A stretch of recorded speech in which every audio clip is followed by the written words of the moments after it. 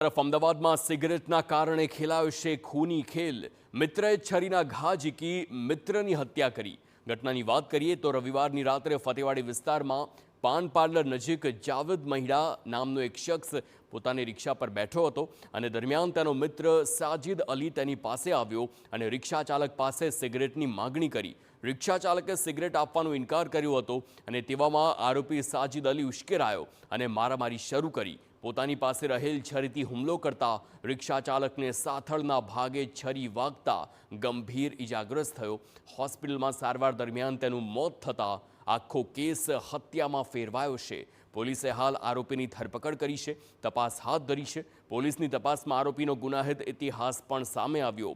મૃતક અને આરોપી બંને મિત્ર જ હતા, પરંતુ સિગરેટના કારણે થયેલા ઝઘડામાં રિક્ષા ચાલકનું મોત થતાં પરિવાર નિરાધાર થયો।